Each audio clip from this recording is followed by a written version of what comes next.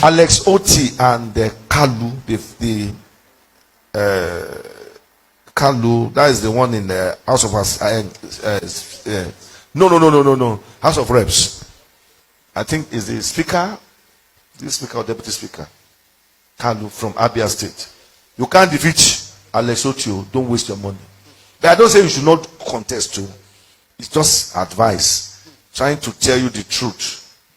APC, 10 million APC cannot win Abia State.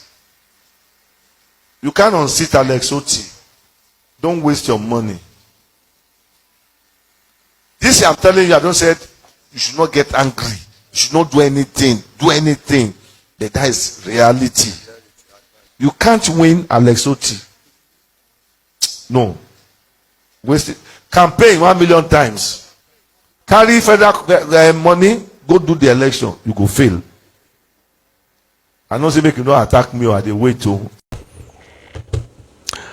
Igbo be breaking kwa mono. Ihe ozi a na-ezija bụ ndị Abia State, especially bụrụ onye ihe ọma na adị mma na ana Igbo anyị. Bụrụkwa na ị na-ala ikike ndị Igbo dị n'otu ka ndị Igbo mee gịnị ihe na-aga aga na ana Igbo anyị. Achọrọ m ka pay attention ka ị na-ene this video, just na-ene this video.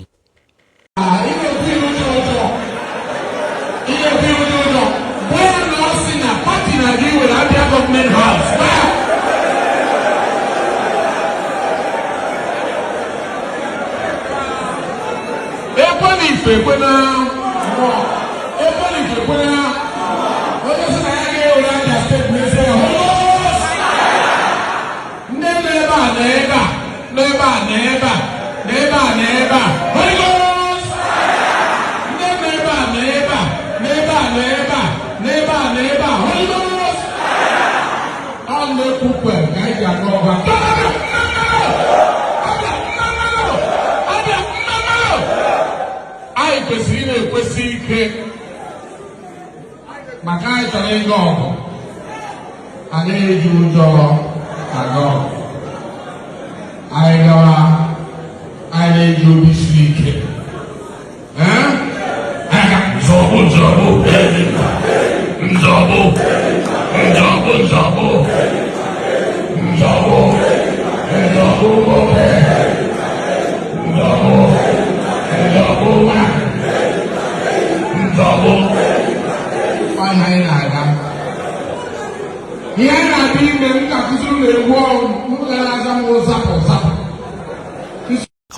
Yes, I'm on the next year. Yeah, but video anya last no chole eche Abia State. There are things in this political system that people are not paying attention. Akwai mana Alex Otti bido campaign. Alex Otti bido campaign. You know that we mago ko bido campaign on the mother na kana ngagale. Na-emele Alex Otti campaign. We mago na advertising home Alex Otti megolo nda Abia State. Mana people are not paying attention to the missing link. Gezante kambu walo na kuiba nsowe. Imana people like to follow the crowd. One thing about me na anya eba mu anya eba. At least kamfo where something ya ga wrong. Ever since the APC na-eme campaign na Abia State, enwe njolo mmada sima. Ndị APC si na ha chọrọ ime campaign na ha chọrọ ichi Abia State. Ina na asị na chọrọ ichi Abia State. Kedu ihe unu na-ekwe ndị Abia State nkwa na ihe unu ya emela ha? All the whole speech this man all the whole speech in man, they just want to take over Abia State. They just want to take over Abia State. Are you taking Abia State over in the sense that na Abia State nwụrụ, or are you trying to take over Abia State in the sense that na Abia State onwere ihe na-eme dia? Or are you taking over Abia State in order to put an end to what Alex Otti is doing? Or do you want to take over Abia State? No, then Alex Otti had alone. They don't have anything to offer more than a campaign. And I blame people not quite doing anything, because I don't come and say blame, because all of them are paid crowd. They have been paid. Oh yes. What are you presenting to the people of Abia State?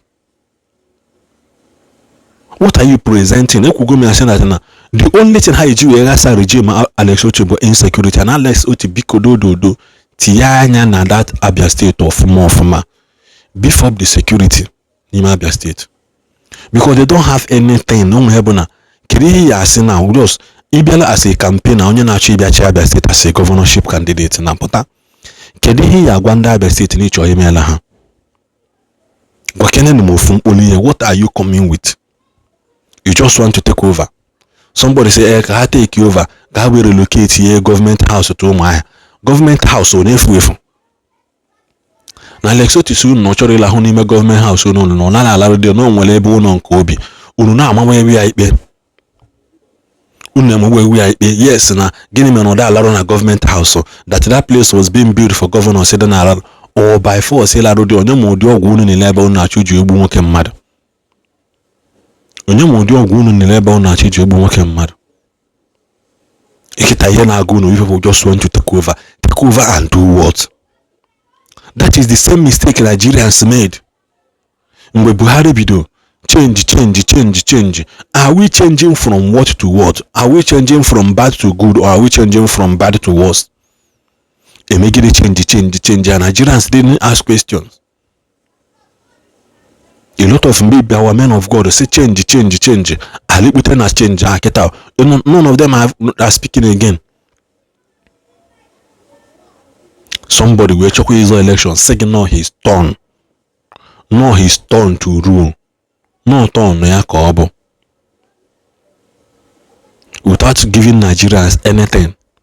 The same person Mepelonia said no Nigerian constant power supply, that we should not vote him again.